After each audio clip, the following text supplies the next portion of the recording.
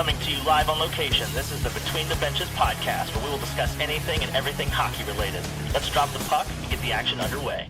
All right, hello, all you wonderful and beautiful looking people. Welcome into another episode of the Between the Benches podcast. As always, it's your host, Dak. Hope everybody's doing well this evening. We have quite a bit of hockey to get into. Before we do, I got to introduce everybody. Big Canadaddy Brock Finch. I'm joined by my esteemed colleague. And Graham's taking the night off. So we're 2/3 American, which I don't know, in today's climate, maybe not be the best thing ever, but we're here and we're hockey and chilling. And it's we're joined by Mike Napolitano. Michael, how are we? What's up, gentlemen? How we doing? Another day. Cannot complain. $4. Yeah. Nice. Well, good to hear. Anybody do anything fun this weekend? I had my father's birthday and Father's Day all in one weekend. So a lot of dad time. That was fun. Yeah. Okay. It's a big dent to the old paycheck right there, right in the bank account, right? Got to do 2 for 1. Friday night, I was interviewing Brett Phillips, former MLB player at the Kane County Cougars game, because he's coaching with them now. He tried to do the pitching route, and now he's just coaching with them. It was their replica ring giveaway, so it was cool. They were honoring the fact that they were defending champs. Phillips wasn't with the team last year, though. But then it was Friday the 13th, so I did a little haunt industry stuff. They opened up some haunts around here in the Chicagoland area, and then Saturday was a doubleheader at Soldier Field for the 2 soccer teams here, the Fire and the Stars. So Sunday was work and spending the rest of the day with my dad. It was all good. And, of course, at the Fire and Stars game, I was actually at the Fire game because that was the one later in the evening. The entire press box is watching the game out on the field, but streaming Game 5, of the Stanley Cup Finals. Yeah. Oh, yeah. So you're around all the puck heads. That's great to hear. That's great to hear. The I ratings wouldn't tell you that. Yeah, the ratings wouldn't tell you that, but you definitely were, apparently. Man. Well, that's awesome. Well, again, we are the Between the Benches podcast. We're brought to you by the Old City Sports Network. Make sure to check out oldcitysportsnetwork.com and use the promo code OldCity for 15% off site-wide for the merch store. Other than that, we will go ahead and I went camping this weekend, by the way, just to throw that out there. I didn't care. Nothing like Mother Nature, and shout out, happy late Father's Day to all the dads out there. If you're listening to this podcast, we love you. We appreciate you. We hope you had a good day enjoying the U.S. Open. That's what I did do on Sunday, but I digress. We've got some hockey news to get into, so let's go around the rink, shall we? And Around the Rink is brought to you by IronSteelThreads.com. Make sure to check out IronSteelThreads.com for all the great hoodies, merch, shirts, shorts, everything else in between. They do come out with new designs, so their products are always changing. And a portion of your profits or money will actually go back to youth hockey organizations. So people helping people, and that's what we always love to partner with. But first thing I had on the docket, fellas, in Around the Rink this week, is Twice as Nice. So Connor Hellebuyck won both the Vezina and the Hart trophies. He is the first back-to-back Vezina winner since Martin Brodeur in 2006 and 7 season and 07-08. He's also the 4th goalie to win 3 Vezinas since 1981. That is Dominic Hasek, who did it 6 times, Martin Brodeur, and Patrick Waugh. Yeah, was he pretty good? I don't know. Were those names good? Company. Yeah. Were those names good? I heard they're pretty good. He's also the 4th goalie in the expansion era to win the Hart Trophy. Again, Dominic Hasek did it twice. Jose Theodore, right? Is it Jose Theodore or Jose Theodore? Jose. Okay. Jose. I figured that, I'd never heard of the Spanish, hockey prodigy. But anyway, and then Carey Price was the most recent to do it as well. So, and then he became the 3rd American player to win MVP, joining Patrick Kane, Mike's favorite player, and Austin Matthews, Brock's favorite player. So that's pretty ironic that we have this 2/3 of this podcast. And then and then the fun stat, which I thought was very fascinating, is he being Connor Hellebuyck, became the first goalie in NHL history to win the Vezina, the Jennings, the Hart, and the President's Trophy all in the same season. The first? The first. Whoa. Oh, wow. Yeah. Wow. Did not know that. Think about that. I did not know that. Yeah, that's a stat. Yeah. Is that good? Wait, that's unbelievable. 4? Wait, go through that one more time. That's 4? Yeah. That was 4 different. He won the Vezina, the Jennings, the Hart, and the President's Trophy all in the same season. Huh. Do we have to come up with the term Grand Slam now, like in tennis or in baseball, for hockey? If if there ever was one. That's got to be pretty close. Nice. I mean, the only really way it gets better is you throw a Conn Smythe and a cup in there. Like that's really the only way that gets any better with those kind of numbers. An Olympic gold medal come next year. Well, let's not get ahead of ourselves. Yeah. Cam, it's better than the Triple Crown in baseball. Ooh, that's very fair. I don't hate that. I don't know as much about baseball, but I mean, I kind of like it. Nice. We also have Cam Ward fan in the chat on Instagram. He said, "What's up, boys? I have a goal total update for you. We are up to 528 goals in the entire playoffs so far this season." I still want to look. That's crazy. Yeah. I want to look at the goals per game. I want to know that. So shout out to Cam Ward fan. He will be joining us for our live draft stream episode. By the way, we are doing that on the 27th for all of our listeners. We will be doing a live stream of the first night of the NHL draft. Our friend Cam Ward will be joining us as well. We are on different platforms, obviously Instagram, Facebook, YouTube, everything in between. So feel free to check us out on those platforms. That's where you find a lot of people on YouTube and whatnot. So, but yeah, Connor Hellebuyck taking home the Hart and the Vezina. Other thing I had on the docket as well that came out today, the news. Are we going to see a Malkin farewell tour? So he is going to be entering his 20th season for the Pittsburgh Penguins coming up. Sources have it that the Penguins are not going to offer him any kind of new contract extension or contract situation following this year. Do we see him sticking around, or do you see a different team offering Malkin a contract after this past season, or after the season that's coming up? So after 2025, 2026.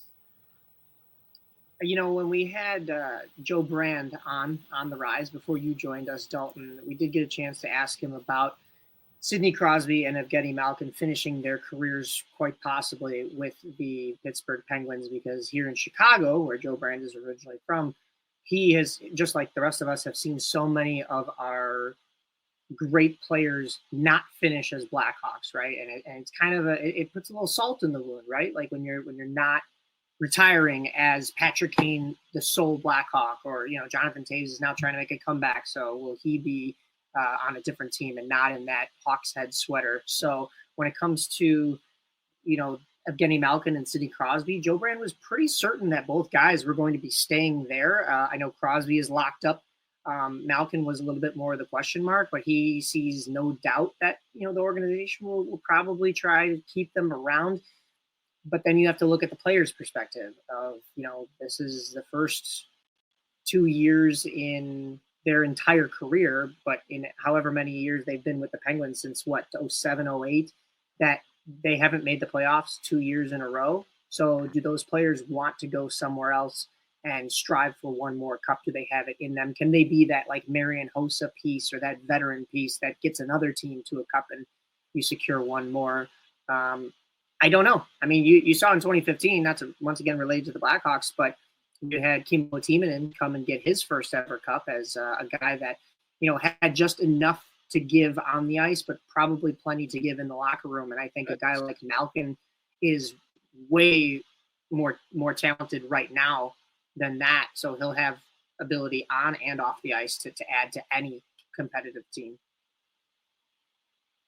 I think that there's a lot there. There's a lot to unpack, and it really just depends on which perspective you want to look at it from, whether it be player, team perspective, whatnot. I do have a question. What's your guys' thoughts on why is it that there's this quote-unquote stink on a player? Like, why is it such a big deal that Crosby wants to stay with just Pittsburgh? Why is it such a big deal that Patrick Kane went elsewhere? Is it just the traditionalist thinking, or is there something more to it? Because I think I understand like why you would want them to stay there their whole career. There's just something elegant about it, I guess. I don't know. Maybe that's not the right word, but I've always found it odd that it's quote unquote frowned upon. Like, do you guys have any thoughts on that? I just think we want to see those players always, like, once they win a cup, or especially when they have the talent to win a cup, I think you just always want to see them competing for cups. So to see them go to those specific situations, I think is what people like to see. I think if you were to ask a fan of that specific team that they were leaving, that they would be upset that person is leaving. But I think if you obviously take survey from all the other 31 people, or other 31 teams, that they would. I think they like again. You just want to see greatness of those players. So I don't know if there's necessarily a stank, but I think to you when we talk about Crosby getting traded to Colorado, like I think we just want to see it because we want to see this super team and what it can actually achieve and stuff like that. Selfishly, as a hockey fan, I want that. You know what I mean? Like as a fan of the sport, I think that would just be pure theater. It would be cinema. It'd be great. Right. Whereas I'll bring this. Let's use Marner right now. Marner is almost certainly walking. Right. I, as a Leafs fan, I know he probably should have been the greatest Leaf of all time, unless Austin stays his whole career, whatever. He probably should have been one of the greatest of all time. And yet it played out the way it did, and I'm not upset about it. My feelings aren't hurt. And I don't know.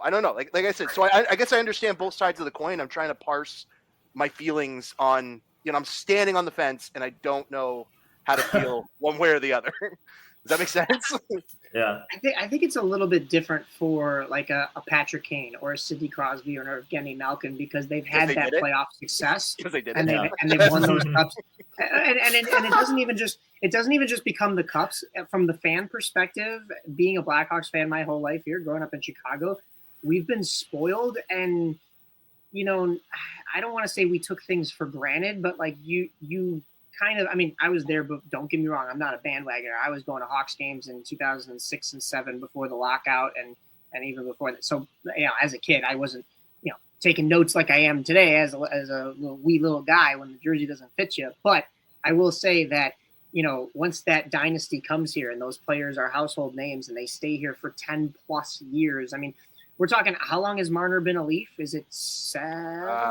No, it's 9. 9. Oh, so he has been close to 10 years. But yeah. Okay, going back to the success thing, it's like there is a little bit, you talk about stink being on something, there is a little bit of stink, I think, maybe not necessarily with you, but with some Leaf fans where they're like, we love Marner, but we want to go and see him succeed, and it's not going to be here because it hasn't happened. You can't keep doing the same thing and expecting a different result. So with the Sidney Crosbys and the Evgeny Malkins in Pittsburgh, they've won those cups, and they've been in that sweater that entire time. And you just kind of get used to it, and that just kind of becomes the norm. And then you see them in another jersey, and you're like, if we were to see Crosby in an Avalanche jersey playing with his buddy Nathan McKinnon, yes, that would be hockey fans across the world drooling, right? But I think Pittsburgh fans, there'd be that little bit of like even Chicago fans. When Patrick Kane walked, I'll tell you right now, I think this grown man cried right here. I was so upset because it was like, that's part of my childhood too, like walking away here and it's coming to an end. And whether he was retiring or moving on to the same team, it would have been the same emotions. But because he's moving on to the same team, there was a little bit of a, I'm happy that he's reuniting with Artemi Panarin, and I'm excited to see what happens here. Of course, it didn't unfold the way that we wanted to. And then we see him in a Red Wings jersey, and then all heck breaks loose, and it's like, oh, what happened? This is horrible. But I think it's just that, you like the status quo and you get used to that and you get spoiled a little bit. Okay. Yeah, 100%. And Cam in the chat, he was like, dang, I just looked it up. Crosby was drafted the year before I was born. Oh, Lord. Yikes. Oh, my. Yeah, he's been a staple, man. Him, Ovechkin, Malkin, they've all been staples in this league for a good while now. But Malkin's coming off a season where he had 16 goals, 34 assists, 50 points in 68 games. The second worst plus minus of his career at minus 24. So we'll definitely see what he has to offer moving forward if he is a Penguin after this coming year goes through. But also, speaking of getting trades and switching jerseys, Brock, it's a great segue. After we got done with last week's podcast, Chris Kreider got traded literally like the next day. So the 34-year-old Chris Kreider was traded from the Rangers to the Anaheim Ducks. The Ducks also get a 4th-round pick in this year's coming draft. And the Rangers get back Carey Terrence and a 3rd-round pick in the 2025 draft. So I guess my biggest question was this a win-win trade? Did the Ducks win this trade? Did the Rangers win this trade? Brock, you tell me. I wouldn't call it win-win. I'd probably call it neutral. Like, I'm very impressed that they got an asset. They moved up in the draft and didn't have to retain any salary on Kreider's contract, which impressed the hell out of me for 2 years.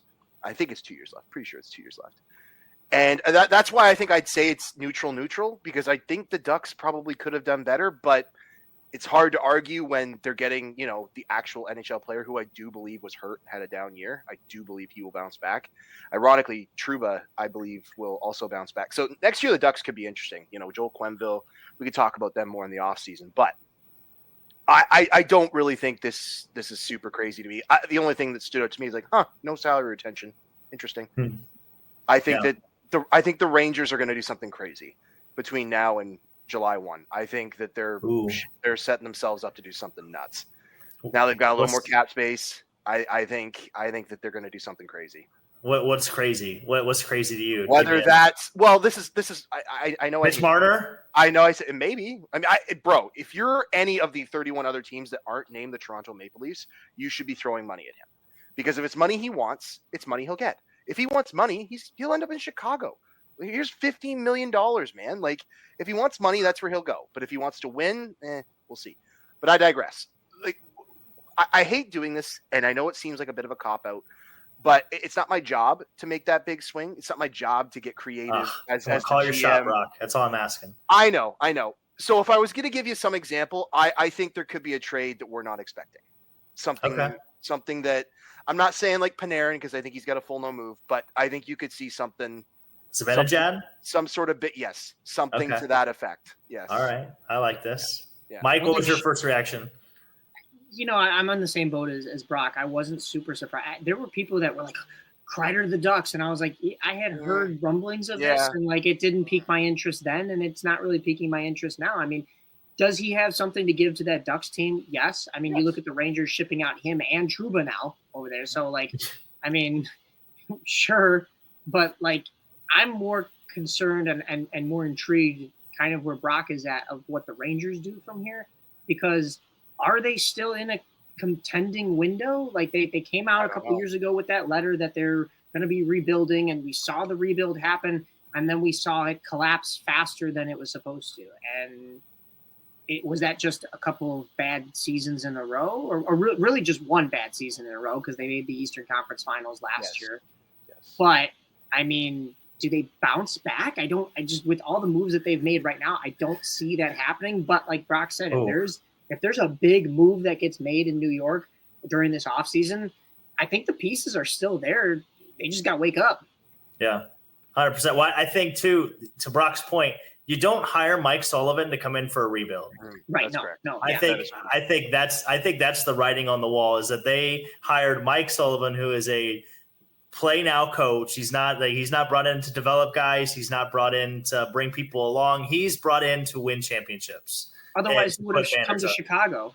Yeah, 100%. And that was the talk here. If it wasn't going to be, we didn't get a chance to ask Joe Brand about this when going back to the Pittsburgh interview that we did, but and that probably would have been a little tongue in cheek because the season was still going on. Of course, he's still the head coach. Like, you can't really ask, hey, is your coach going to get fired? Is he coming back here? Like, but I mean, it was talking between David Carl, who was going back to college no matter what, and he was just probably using the NHL offers as leverage to get paid a little bit more. He's got a young family, just had a kid. Like, he probably doesn't want to uproot right now, doesn't want to take that risky jump to the NHL, and I respect that. He's a heck of a coach.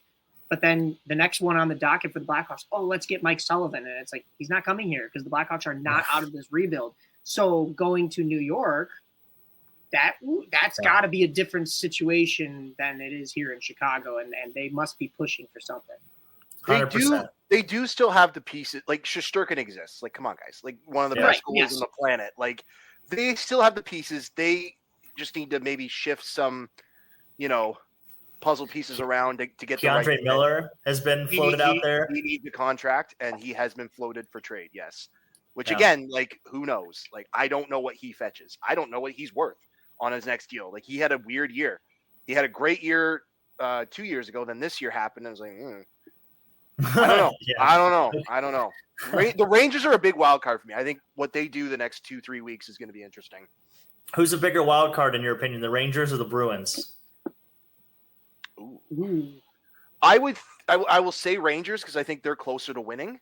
The Bruins, to me, I do believe they should plan to miss the playoffs this year and retool. I wouldn't be doing the free agent class isn't crazy. You're not going to fix any of their problems by signing some guy for dollars. And this next year's draft class is fantastic. So why not just do what you did this year? fucking bottom out, retool this year. And spoiler alert, I'm expecting something similar that the Leafs are going to do. I don't think they're necessarily going to miss, but I don't expect them to do anything crazy. I expect them to go into this season with cap space. Let's say that, to go into the season with cap space and let it accrue and see how the year goes. But I made it about the Leafs. I apologize. We're on Kreider. We're on the Ducks. We're on the Rangers. Classic. That's all right.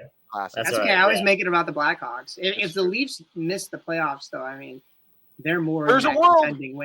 They're in that contending window, though, and I feel like that would be a waste of a year. I do think a lot of money is going to be off the books with Marner gone, and you're going to have that flexibility, and that's a good thing, but you need to use it correctly.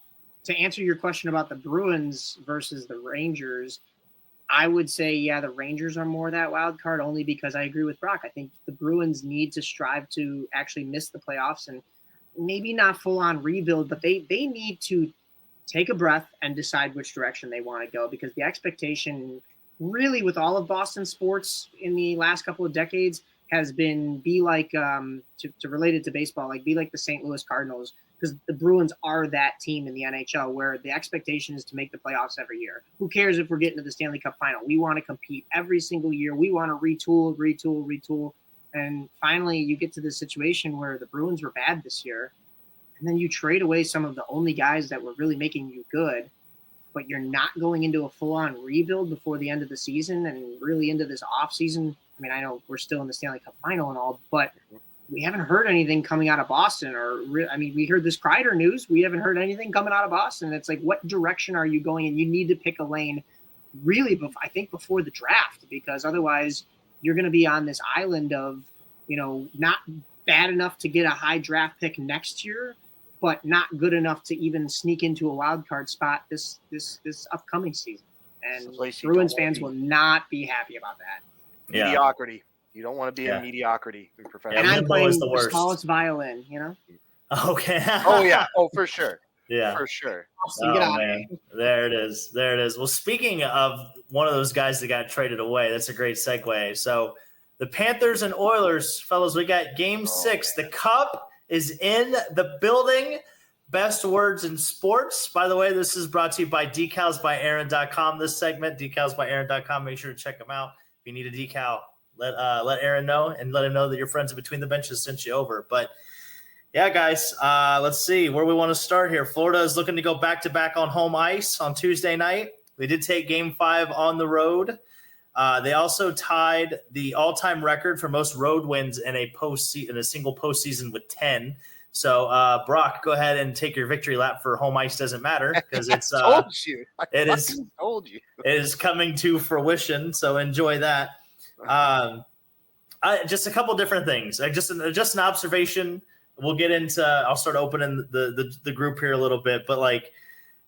The biggest stat that has come out in the last couple of days, I'm sure you guys have seen this, but the time spent with the lead in this series, Edmonton is at 33 minutes and 51 seconds, while Florida is at 200 minutes and 25 seconds with the lead. So I just think that is a big key to the slow starts of Edmonton. I think Edmonton needs a quick start to Game 6. Literally the only goal or the only time they've led in the beginning of a game this series was literally Game 1. That's the only game they've scored first in. Ironically, it's one of the games they won. They did win in overtime, but it's been tough. Florida's been outscoring Edmonton 11-4 in the first period of the series. So literally just cannot get on to those slow starts. So I guess I'll throw it to you guys. How does Edmonton get back in this series? Oof. I mean, it's really hard to ask for more from McDavid and Draisaitl, but that game was clinical. Like, I don't think Florida Game 5, right? Yes, Game 5. I don't think Florida made a mistake. I genuinely don't. Not with the puck, I'll tell you that. Not with the puck. They never made a mistake. After watching games, which was the one they got blown out? Game 3? 6-1? 2 and 4. No. Game 3. Game 3. 3 and 5. Yeah. 2 of these 5 games have been blowouts, and they've been blowouts by the same team. There is a world where Edmonton can still win this. I don't know if I put it any more than like 15-20%. Like it's not looking good. I don't know how you get off to a better start when 2 of the 5 games you've been down 3-0. And then the other one, I think they were down 3-1 going into the intermission. Either way, they've been trailing. Like you just said it, like for of the 200 and something minutes with a team that has the lead, 230 something minutes with a team that has the lead, 200 of those minutes are the Panthers. Yeah. I don't have a quick, short answer on what I think Edmonton needs to do. Well, I do have one thing: stay the fuck out of the box. That's like that. You got to stop taking these penalties, man. Like 100%. I know murder is more condoned later in series, and I do think you'll see less whistles. But Jesus Christ, guys, every single high sticking penalty has been called these playoffs. Which kudos, Graham Falk. Nice, yeah. Kudos to the rest for finally calling some shit, because that my bugaboo 3 years ago, man, I was insufferable with like it's just ridiculous. Like we don't want to reflect the game or anything like that. Well, you're affecting the game by letting them kill each other. So how about, anyway, I'm digressing. I'm devolving into like a 3 years ago version of Fair enough. To stay on point, I don't have a short answer. Mike, do you have an answer on what Edmonton needs to do? I mean, it seems like every single game, Florida has played a different style game to adapt and adjust to Edmonton. And that's why I don't have an answer here. Like, yes, of course, like where you led with it, you want to see more from McDavid, but you also understand that Barkov is shutting down McDavid, and the Panthers themselves are double teaming McDavid because that's what you do. It's Connor McDavid. So he's not going to get the space and time out there to do what he needs to do unless it's, overtime and he's passing it to Leon Draisaitl on a beautiful sauce, and Florida is shorthanded and they make one mistake or that leads to another mistake. But you just don't mistakes. Like it's crazy. I heard Dalton was saying that you were saying, oh, here comes the Edmonton power plays to even up the game. And that's where Edmonton's bread and butter has been. And they haven't been able to. And they're terrible. And that will need to change. There's more that Edmonton can do because there's more mistakes that they're making. Glaringly, obviously, mistakes. I think we can bring up the goaltending, of course, but glaringly obvious mistakes and holes in this lineup that we can say, that's what they need to do to get back into this.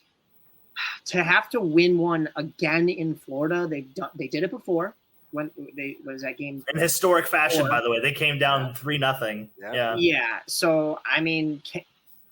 The biggest thing for Edmonton that they can do to change this, though, is start with a lead, because, like Dalton was saying, they haven't done that since game 1, really. And you talk about how much time they haven't led in this series. I mean, you can't trail again in a game where things are going. Look at Game 7 last year. I believe it was Florida that scored the first goal. And then Edmonton tied things up, and you had a little bit of hope, but then it was Florida that bounced back, and it just felt like Edmonton was trying to claw their way back, and McDavid was trying to do it all himself the entire rest of Game 7.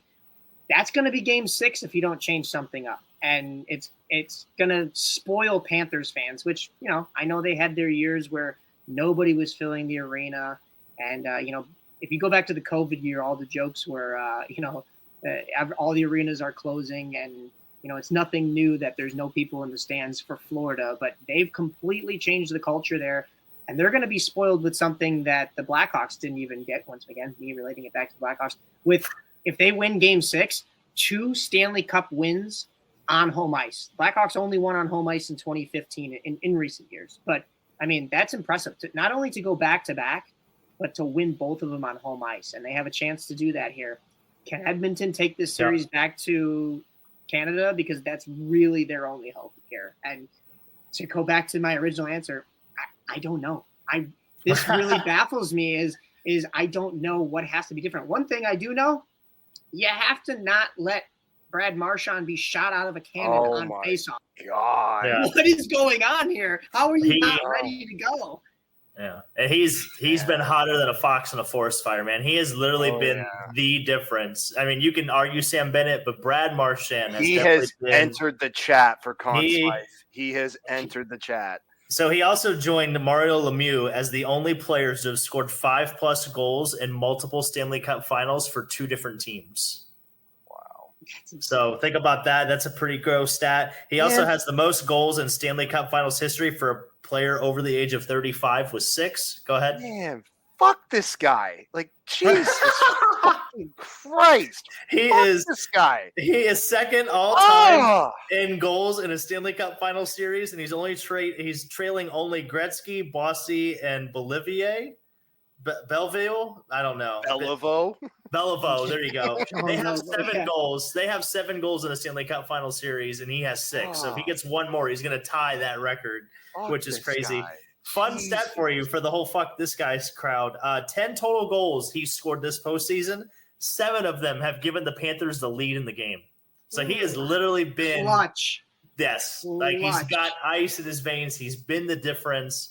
He is probably going to win the Conn Smythe if the Panthers do pull this off. It's either him or Bennett at this point. Brock, you were so heavy on Bennett last time we spoke, and now it sounds like you're waffling again. I think you're pulling a classic view. I think Mike's trying to get us to look at his nose. Do you see this? Do you see this? Do you see this? Yeah. There is no nose on the planet that should be larger than that. And I don't trust anybody that does. But do I trust Brad Marchand to give the Panthers the lead in this series and in this playoffs? Apparently. Yeah, I mean, that guy, I don't trust him. Horrible, terrible. Get him back to Boston. Look at what the Bruins have done to us. He can't keep getting away with this. God. Well, the fun stat, too, following Game 4 was in NHL history, teams to tie a series on the road at 2-2 in the Stanley Cup Finals were 6-1 all time, and that was Edmonton. So things were looking up for Edmonton, and then Game 5 happened. So we'll see what happens. Also, the series has featured 58 minutes and 52 seconds of overtime. So they've literally played a whole extra game. So they've played 6 games in 5 games. If you want to do that math, that's really fun. So you want to talk about low-hanging fruit. Do we think that the Oilers just play 6-on-5? Do you think that would help? I mean, that's just mean. That's just mean. Well, they talk about Florida playing defense like they've got 6 guys out there. Maybe Edmonton should just go with 6 guys on offense. You know, maybe that would solve a lot of the problems. What was mean was they had Brian Boucher in between the benches, literally right next to, was it Skinner? Yeah. And they asked him a question about what do you do going into the next game and about the goaltending. And it's like, you got to be very careful with your words because the guy is literally sitting on the bench next to you. Yeah. I mean, Skinner's touting a .860 save percentage in 4 games in this series. Pickard has been, he's touting a .878 save percentage in 3 games played. The crazy stat, too, that I found today, Florida is shooting 14% in this series. Edmonton is shooting 8.8%. Edmonton has, 18 more shots? They have 181 total shots, and Florida has 164. So, the difference in that is just the margins are razor thin, man. Razor thin. Yeah. Florida has scored a total of 23 goals in 5 games. Guess how many empty netters they've scored? None. 1. They've got. I don't remember. And it was literally Game 5. It was Luosterainen in Game 5. That's the only an empty netter they've scored this whole series, and they've scored 23 of them.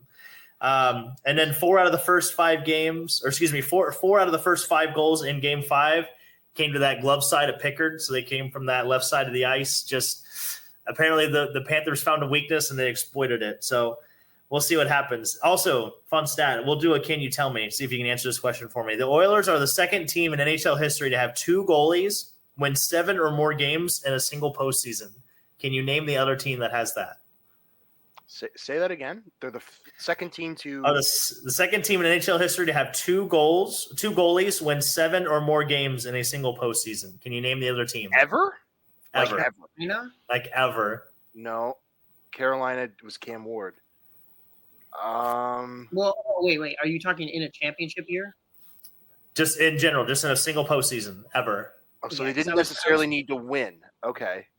Because I was thinking when they had the switch off between Freddie Anderson and I'm drawing a blank. It wasn't Ranta. No. Well, they haven't been to the finals, so there's no way they could get 7 wins. Yeah. It's not Carolina. That's 14 wins total. That's 14 wins total, so there's no way it's Carolina. This is great podcasting. Is it, man? Vegas? No. That's a good guess. Because I know they had that goaltending trouble. Yeah. Oh, wow. I had one and then I lost. Come on, Brock, give it to me. What do you got? Lay it no, on me. I had one and then I lost it. You're gonna kick yourself when I tell you the answer. I probably will. You're right. You both will. Is it Anaheim? No, it was the 2017 Pittsburgh Penguins. I was gonna go with them next. It was Matt Murray and Marc-Andre Fleury. You are correct. That was the goaltender tandem that did it. So we definitely should have got that. Yeah. Quite honestly, I was gonna go with that next. Yeah, speaking of the Penguins, by the way, that was my next guess. Took it right out of my lips. I swear, I hand to God. Yeah. Also, I don't know if you guys saw this parallel too, but in 2009, obviously coming into the series, everybody kept talking about how Gretzky, made the comeback at the second time against the Islanders, and Crosby had that comeback against the Red Wings in the rematch. In 2009, the Penguins and Sidney Crosby went down 3-2. If you want to jump in the time machine with us, and they got beat 5-0 on the road in Detroit in Game 5. Very similar to how Edmonton kind of got embarrassed in Game 5 as well. Pittsburgh went on to win the last two games of that series 2-1 and win Crosby's first cup. So do you see any parallels of that happening with Connor McDavid? Please. Is Skinner going to turn into prime Marc-Andre Fleury? Because I think that's the time machine you need for this scenario to play out. If you want a parallel, I don't know. I don't see it. The parallels are obvious. I just I personally I've admitted defeat. I don't think the Oilers are going to pull this off. I don't see it. I just want to see Evan. And honestly, though, I do think there is a reality and there's a higher percentage. I think Edmonton can shock us in a way where they take this to 7. And I not to disagree with you, Brock, but I mean, maybe it's my heart speaking that I want that. Oh, my heart says Edmonton. Yeah. Right. My brain and my eyes say no. but then my thought process is okay, do they give it all in Game 6 and have nothing for Game 7? Yeah, maybe. So, and that would be on home ice. But then again, you've disproven that home ice is even home ice doesn't mean a fucking thing. So, I mean, well, we know Paul Maurice's team; they're going to pound that D. You know what I mean? So that's right. That's right. So here's a question for you. Shout out to Hannah, by the way, in the chat. She said definitely Panthers again, and then Francis. I should have learned his name. Cody, the guy we did the live stream with the other day, he's in the chat saying, "Yeah, Panthers in 6 is what he's calling." Yeah. Also, he had a great Instagram post. I don't know if you saw him, but he's a big Dallas Stars fan, and I'll get to your question again, Brock. But he went to Edmonton this weekend, and when they did the national anthem, he yelled "Stars" in this Edmonton bar, and it was just really funny. He did so everybody go give him a follow. He's a great time. We hopefully to collab with him more in the future. Hopefully, the Dallas Stars will be very interesting this offseason. But go ahead with your question. I was just going to ask, who do you go to? Bad. Do you stay with Pickard or do you go back to Skinner? Oh man, I'm telling you, you play 6-on-5. That's the question. That's the answer. You play 6-on-5. Hell with the goalie. You can't win with the goalie anyway. So just take him out. I mean, you've had stupider takes. I'll say that. Because it's the first time nicest thing you ever said to me. It's the first time ever that those 4 awards have been won by one guy. Can we resurrect Hellebuyck and just throw him in net? Throw him in net. Yeah. I mean, he's already playing for one Canadian team, and the whole Canadians versus Americans in this final has been flip flopped as it is with Sam Bennett on one side and who's American on Edmonton right now with John Blank. But just throw another American on there and it's fine. But to answer your question, I think you have to go to Skinner just because the ceiling is the highest with Skinner. If you go into one game needing to win, Skinner has shown that he does have the highest ceiling. Like when he is playing well, he can take over a game. He can definitely give you the chance. Pickard, we haven't seen. I don't know if his ceiling is the same as Skinner. Obviously, they've won games with Pickard and net, so maybe it's just more the consistency factor with him. I'm not sure, but you definitely go to Skinner just for the one game, and we got to have it. And if he just shows up and pitches a 0, then you know what? Then that paid off all it needed to. You had Pickard undefeated until this last game, and then literally, blowout. So and then I'd say go back to Skinner. The best logic I heard was, if Skinner is your starting goalie next year, you have to start him this game 6. Yeah, if he is your starting goalie next year, you have to start him. Otherwise, I don't know. So is he? I don't know. In your professional opinion, is he the starting goaltender for Edmonton next year? I mean, I hope he is, because then they're still flawed. Okay, I like that. I like this. Who's the third string? I don't even. He was on the bench. Black Aces. Well, I was gonna say he dressed in game 2, I think, because one of the games Pickard wasn't available. Yes, and I didn't know his name. I'm like, oh boy, I don't know who that is. Like, oh no. Do we get a Pete DeBoer situation in game 6 here? From Edmonton? I hope not. God. Is there a line that we could take that kind of a bet? I don't know if you can sewer a goalie as badly as Pete DeBoer did, so I hope not. Ooh. I hope not. God, you thought he was coaching for Toronto to what he did. Anyway, you were talking about the top end guys need to step up. I did find a fun Leon Draisaitl fact that I wanted to share. So Leon Draisaitl has scored an overtime goal in 11% of his games this season. That includes 6 overtime winners in the regular season, which was an NHL record, and 4 obviously in this postseason, which is also an NHL record. So just a fun stat I wanted to throw out there. But I want to talk about what's at stake. Mike, you alluded to it earlier. The Panthers are looking to become the 9th team all-time to win back-to-back Stanley Cups. It would be the 2nd in team history, and it would be the 58th total cup for the Atlantic Division, so fun stat. Also fun stat, they're still the lowest amount of cup-winning team in the Atlantic Division. So they would say, even with this cup win, they would still be last in their division in cup totals. I do give the Oilers a little bit of hope because they are 5-1 in their last 6 elimination games, and their only loss is Game 7 of last year. So maybe they have learned from that and everything. And then another fun stat: Sasha Barkov is looking to become the first European captain to lead his team to back-to-back Stanley Cup victories. So we'll see what happens. What I'm looking forward to pregame, by the way, I don't know if you guys know this or not, but they bang the drum in Florida. It's kind of their pregame festivities. Did you know that they are 0-8 when a member of the Miami Dolphins organization bangs on the drum pregame? So we have to, hopefully, for the Panthers' sake, if you're betting the Panthers, I would definitely pay attention to who's banging that drum pregame. If they get anybody from the Dolphins organization, you take Edmonton. Edmonton's going to the bank. They're going to take it home. So be on the lookout for that. Well, I'll just say it will most likely not be Tyreek Hill because he wants out of there. Yeah, well, he might be arrested on the way to the game. You never know with him. Yeah. And also, Edmonton is obviously looking to extend the series and have a chance to win Canada's first cup since 1993. We obviously have referenced that before on this podcast. But I also wanted to ask the question because I was looking at this while I was doing our pre-prep. Do you know how many Canadian teams have made the Cup final since 1993?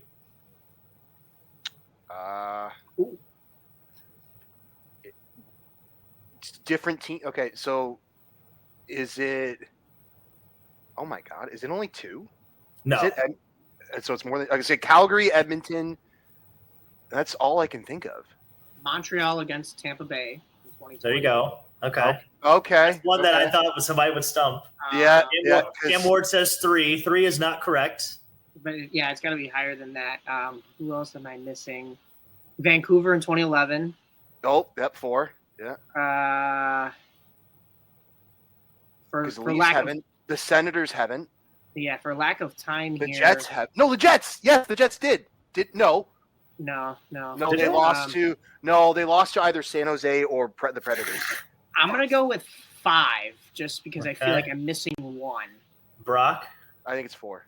Oh, Cody got it right in the chat. Cody said 7, and that's 7? The correct answer. Oh wow. Okay, yeah, so there were a couple more Montreals in there. Vancouver, I think, made it 3 times to the Stanley Cup Finals and lost every time. So we're not count. Okay, that's. Okay. I said making it to the finals 3 times. Yeah. Yes. So I just thought we were counting the number of teams, not the number of times. Oh no! How many times? Like, shout out to Cody in the chat. That makes a little more crazy. sense. Bang! Give us a mic. Bang! Oh man! All right. So we'll move over to this part. That was a nice little exercise. I've got one more trivia question for you, by the way, before we head out. It's in my C, so I'll let you know there. But keys to the game for Game 6. So obviously we talked about the quick start and everything. I also had the depth needed to show up. The depth, other than Connor McDavid and Leon Draisaitl, they got to get some help. 2 players have more than 1 goal in this series, and it's literally Corey Perry and Leon Draisaitl. That's it.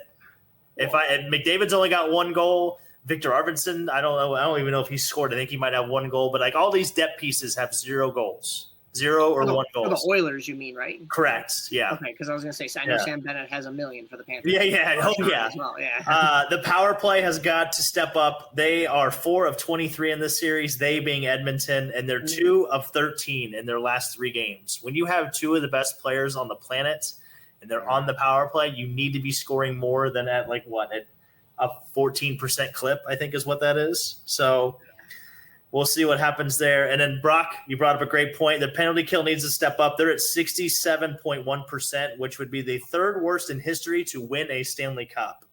So just to put that in context, the Cup's been around for 100 years. The Panthers are scoring at a 30% rate on the power play. So any other keys to the game for Game 6 for Edmonton?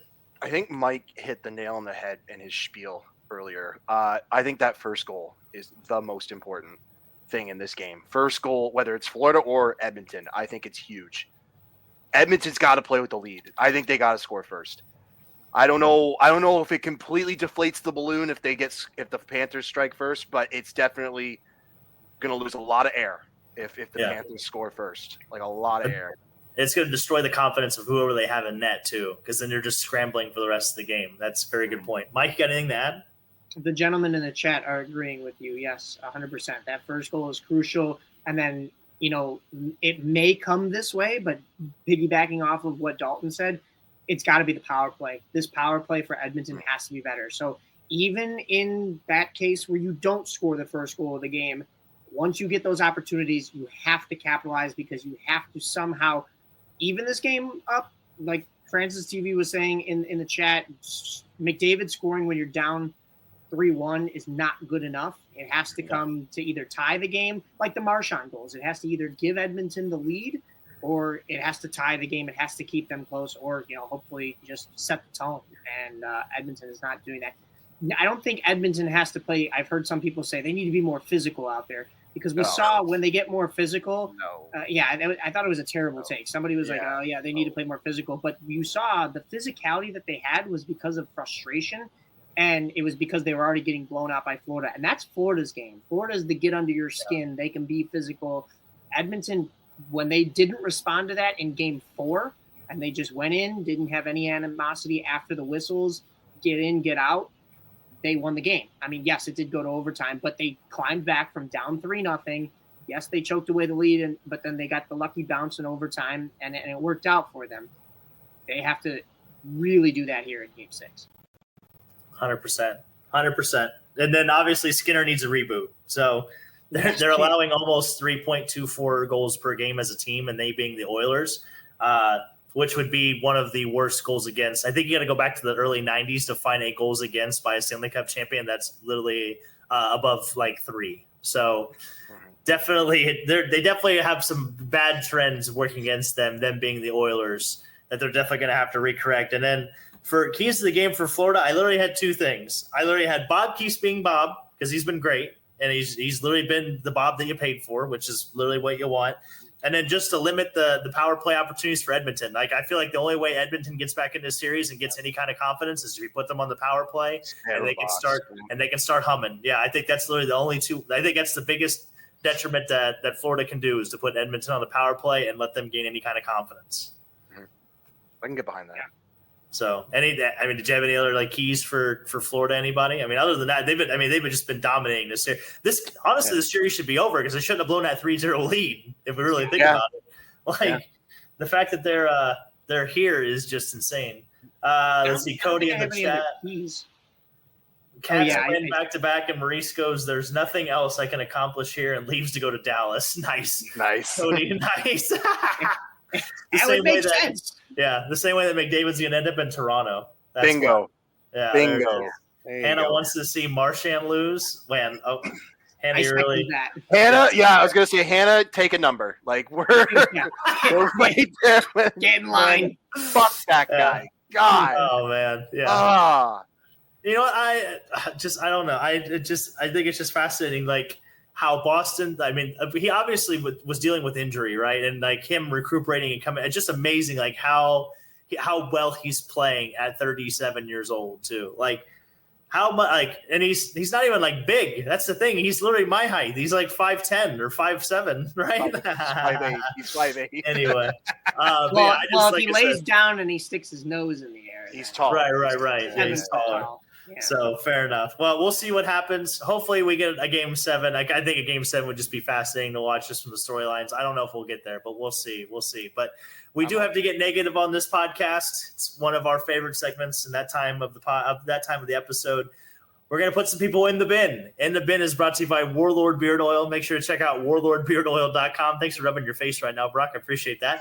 Use the promo code OLDSPORTS for 15% off beard oils, washes, soaps, and more. And anybody that is willing to spend $75 or more, you'll get free shipping on your order. That includes eyebrows, mustaches, beards, everything in between. Check out our friends at warlordbeardoil.com for all of your needs there. So, Mike, you're new here. Who are you putting in the bin, pal? I am 100%. This might be kind of what we've already talked about. I'm putting Edmonton goaltending in the bin. And maybe it's a little unfair because they've had to switch off a little bit, but even the guy who was undefeated, Calvin Pickard, didn't come in and do his job when he needed to. I know you're asking a lot of him to step on that stage when he's cold, but he did in that game where he came in relief. But this past game, not the case, and it's got to be nerve-wracking, especially going back to game 4 when all of a sudden you've been thrown into this game, you're down 3-0, you're expected to backstop this team back into a lead to survive here, and then all of a sudden you have the lead, you blow it, and then you've got to be shaking in your skates when you hear the words Stanley Cup Finals overtime, and one goes off the crossbar after it tips off your glove. But regardless, it's this Edmonton Oilers goaltending. Honorable mention for the Edmonton Oilers power play and special teams. But yeah, it's the goaltending for me. And also going back to our Boston takes, the Boston Red Sox and Rafael Devers. They're both in the bin. Both sides are guilty in that one. I won't even go into that. That's crazy. Once again, small violin for Boston. Yeah. Oh man, Cody, Cam Ward in the chat is all I'm saying is I want to see more short tendies, like Sorrow-sized tendies. And then Cody goes, make for a more entertaining product. Cody goes, shout out to our 5'6" legends. Nice. I want the goaltenders from those McDonald's commercials back in the day. Yes. Oh my God, that would be great. They do. Yeah, they're definitely a little. They usually like flop around a little more. So yeah, to your point, that would be a little more fun. But Brock, who you got in the bin this week? Big Canadaddy. I'm glad you put this in there. The referees from Game 1 of the Calder Cup Final. Oh God! If you haven't seen this yet, it's a rough watch. I forget who's in net. Is it Shilovs? Oh yeah. Yeah. I think he's like literally talking to the one ref and they drop the puck for some reason. You can see the other ref too trying to get the rest of 10. Don't drop it, and it's just a mess. I'm glad they got it right, but oh boy, like you have one job, man. I haven't done a very good job explaining this. Essentially, the puck was dropped when it shouldn't have been, and the goal was scored in overtime. But double overtime, and you just can't have the goalie wasn't ready. The goalie's literally talking to one of the refs, like, man, one job. Use your whistle, like you're trying to scream at the ref. Dude, you have ways to communicate. Yeah, just blow the whistle. Yeah, I don't know, man. They won that on. That's rough. That's rough. And then they end up losing. Which is and I agree with when they reviewed it that yes, that's not a goal because the goaltender wasn't ready. But at the same time, like you said, it is on the refs. Like they were the ones that dropped that puck too early. So then when it comes down the other way and the other team scores the Canucks in overtime, the Abbotsford Canucks, sorry for confusion, but when they score in overtime and then it goes the other way in double overtime, like, ouch, like that's What do you say if you're on either side, like on either team? Like if you're the Checkers, you're kind of pissed off, but you're also like, we understand why that got reviewed and that called. I'm sure not everybody understood. I'm sure there was a handful of people that were fucking steamed. They should have gotten a gimme. Like, yeah, it's on the refs. It shouldn't be on us. And then the Abbotsford Canucks are going, thank God that got reversed and we still had a chance to fight back and score in this game, right? Like, what is going on? The scary part is that game was in Charlotte, so like the refs leaving that game, I'm sure there was people waiting. I'm sure there was some very mean things that were said that were brought up. But yeah, we haven't seen the clip. Program. Oh yeah, and I'm sure they'll be back never. We'll see. We'll see. But that's the sad part too. Is like the Calder Cup Finals. Those are supposed to be the best refs in the league, right? Like so, like shit like this shouldn't be happening. So yeah, if you haven't seen that video, go check it out. Great Calder Cup game. 4-3 in overtime for the Canucks. They did take that victory. So we'll see moving forward. But yeah, good bin. You know what? That was a great bin, Brock. I'm glad you brought that up. My bin, I wanted to put the Atlanta Braves in the bin. So I'm sorry to everybody that came here for hockey talk. I'm going to go baseball for you for just a second. Because they had a starter by the name of Grant Holmes who pitched 6 1/3 innings, right? So just in case you don't know baseball math, that is 19 outs that this man pitched. And he tied the MLB record for most strikeouts through 6 1/3 innings. He had 15 strikeouts. Is that good? Okay? That is unbelievable. That is really good. That is literally tying a record. And baseball is like the oldest sport on the planet, basically. And the sad part was they ended up losing the game 10-1 to the Colorado Rockies. And the Rockies have 14 wins on the season. To the Rockies. To the team that is about to probably break the White Sox record that was set this past year for most losses in an MLB recent MLB season. Yeah. That's insane. How do you lose that badly? Yikes. This is also the same team that blew it was like a 10-3 lead against Diamondbacks like a week ago, and they ended up losing 11-10. They gave up like 8 runs in the 9th inning and lost that game 11-10, I believe, or something along those lines. So Atlanta Braves in the bin. See you later. Go ahead, Mike. The only other instance that I could think of that many strikeouts is a man that I met doing a gig at one point here in Chicago. And, I'm a White Sox fan, but when you meet a legend like Kerry Wood, who had a 20 strikeout game, you face 27 batters in a standard game, especially like in a no-hitter no-hitter, maybe you walk a guy or something like that. And you can face 28 or 29 batters, but in a perfect game, it's 27 up and 27 down. I was at Mark Burley's perfect game, so I should know. But I mean, you're talking Kerry Wood struck out 20 of the 27 possible batters that he faced in that 9-inning game. But the Cubs won that game.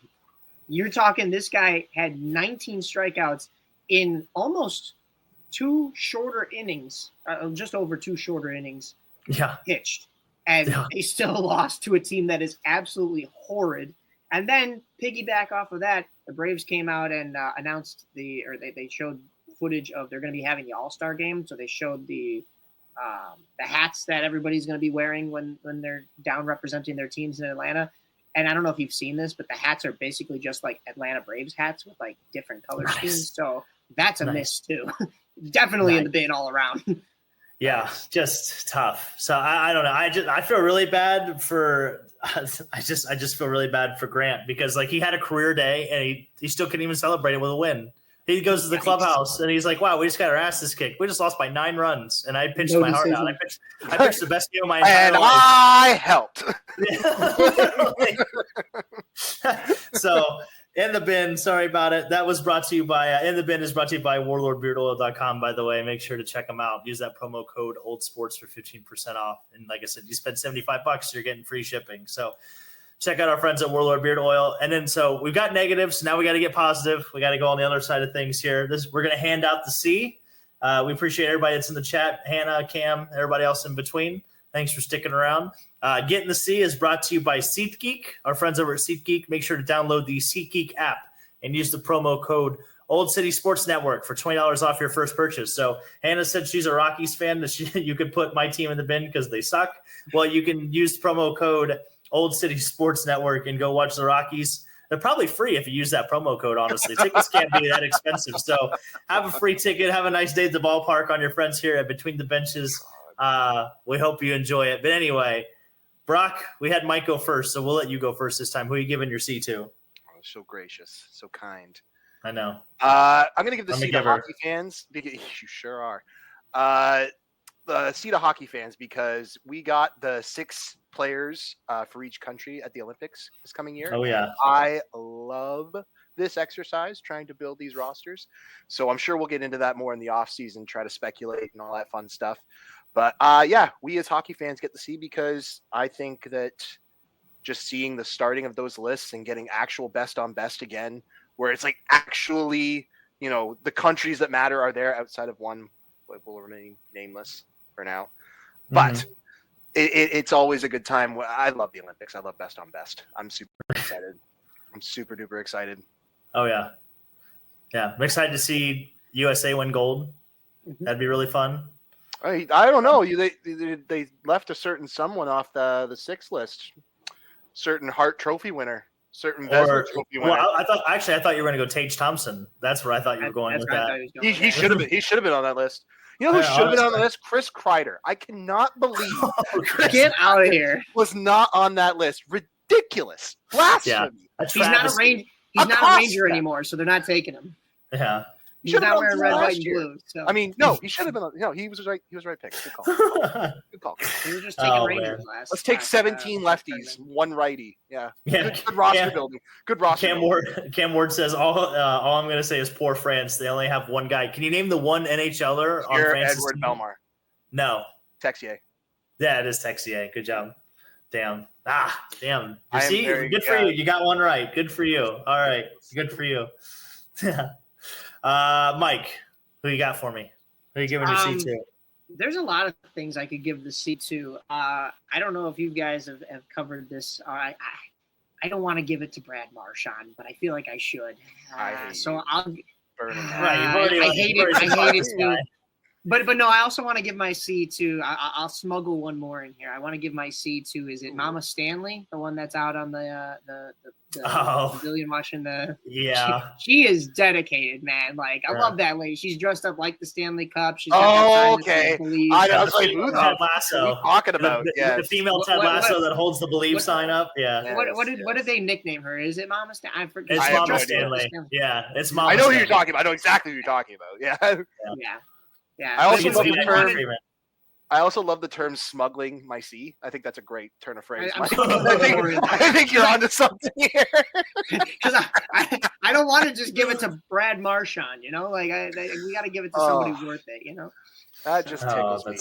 That's funny. Yeah, Hannah is also a big fan of Mama Stanley, so can confirm that her name is Mama Stanley. Yeah, every team needs a Mama Stanley. You know what I mean? Every team needs. Yeah, like I said, I just think of Ted Lasso every time I see her. Just like I said, she's holding that Believe sign. Oh my God, that's why the Leafs didn't win. They don't have a guy holding the We Believe sign. That's what it was. It's so simple. Run it back. Run it back to the core four. It's right in front of you. You are literally the walking, talking definition of kicking a man while they're down. We leave that to Grandpa. Run it back with the core four. You just needed that one super fan. It's going to happen this year. Yeah, I like you. You could be that guy, Canadaddy. You could be that guy. You could be the difference. I don't appreciate being gaslit an hour into this podcast. I'm not a fan. I don't like this at all. Oh man! Oh God, that's fair. All right. Look, snubs, Hellebuyck. I like that. Yeah. So I'll give 2 C's then. I'll give my lesser C to the Florida Panthers. They did become the 3rd team in NHL history to have 13 or more multiple goal wins in a single playoff run, and they joined the 1983 Islanders and also the 1981 Islanders as the only 3 franchises to ever accomplish this feat. Also, the Panthers moved into 8th place all-time on the scoring list for total goals in one postseason with 89. It's also the most by a team in the last 31 years, so pretty impressive there. And then they also set the NHL record for most road goals scored in one playoff year. Guys, they've scored 61 goals on the road in 14 games. Think about that. That is an NHL record. So pretty impressive. Pretty impressive what they're doing. I'm just surprised Brock is not more happy about it because literally Brock was dying on this take that home ice didn't matter, and Graham was like, "I am home so ice fucking matter. right." Like these playoffs is like I hit that out of the park, upper deck. And you in the Stanley Cup final did have two teams in it that never had home ice advantage in any of the series they played up to this point. You know that, right? I remember you saying that. Yeah, you could have. Yeah, you could have. I will dumped tap all over dance. Graham. Yeah, I will tap dance on his grave. I swear to God. Nice. I will. Well, we'll keep that in mind. And then my bigger C, my more C, we're gonna give to Gavin McKenna because he became the third youngest player to win the CHL Player of the Year. CHL is Canadian Hockey League, right? So WHL, okay, cool. OHL, QMJ. Yeah. Just making sure that I got that right. Now, my question to you fellas, in the last trivia question of the night, we'll see if you can get this one right. Can you name the other two players to do it at a younger age? McKenna is 17 years old, and the other two that did it were both 16 years old. Connor Bedard. No. Oh, wow. I thought that was the free square. So McDavid? No. No, it wasn't. John Tavares. John Tavares was one. That is correct. I'm just trying to think of the guys that got the exceptional status. I'm drawing a blank on guys who have played in C. Tavares. What about it's like Sean Day or someone that never Nope. really had an NHL career? That'd be very funny. Nope. Be very, very funny. I think I'm tapping out. I'd kick myself if it was Patrick Kane, but It is not Patrick Kane. No. Did he play? He played for London. London. Yeah, London. Yeah. Well, you will kick yourself because the other person I was looking for was Sidney Crosby. So I thought that was the free space. Yeah. Guys, come on. Whenever there's a hockey trivia question, it's either Gretzky, Lemieux, Crosby, Messier. Once again, and I hand to God, once again, I was thinking Crosby, but didn't he play college for Q? He played in the Q. Yeah. What was the team he played for? Saint. I don't remember. Rimouski. I will say this: if he was your next guest, I think your nose just got a little longer there, Michael. All right. Well, I'm just saying. I was thinking he went to the college route. Was it St. Mary's? No. What's? He might have. I don't think he played because he was drafted in 05, which they locked out and didn't play. No, they played in 05, 06. It was Ovi that was drafted in 04, right? And he didn't play. It doesn't matter. I didn't have this prepped. I should have known it was Sidney Crosby. Yeah, I was gonna say that's usually like the free space. I got Tavares, but didn't get Crosby. I know. That's actually fucking ridiculous. It's because you're a homer. That's why. It's because you know your guys. You know your guys. Yeah, 100%. You know your. What a loser! You believe in your guys. You know? Well, be that as it may, we are live. But yeah, well, I think Mike's looking something up, so I'm trying to fill some time here. I am. I'm sorry. I'm gonna figure this out. It's haunting I me. don't think he played. Oh yeah, he did play Rimouski. Yeah, I was very confident. It's my Russian brother. Nice, Marcus Mack. Yeah, shout out. You can check him out on the Truth About Chicago Sports, TAX, if you will, which I love. I love that acronym. WRM 1410. He's on YouTube. You can check him out there for all of you that are not in Chicago. But yeah, I just hell yes. Hey, did you give up on looking up whatever you were looking up? No, I found it was Rimouski, but I could have sworn it was. I was gonna say I don't believe he ever played college. Maybe I'm thinking of it. What do they always reference on when it's Biz and them talking about guys who have played for like that one organization that Crosby played for? I wonder if it was his high school. Would it have been high school? It was Saint something. Saint Bernard. I don't know. Saint Bonaventure. There is Saint John's Halifax, I believe. That's a place. I don't know if there's a team. No, St. John's, St. Dogs. I'm pretty sure they have a Q team. Yeah, that's where Rick Pitino coaches. Oh, there you go. That's where all the greats go. We're really into the weeds now. Yeah. We are really into the weeds. Oh, man. Well, fair enough. Well, we appreciate everybody tuning in and joining us this evening. Everybody in the chat, Hannah, Cam, Cody, everybody in between.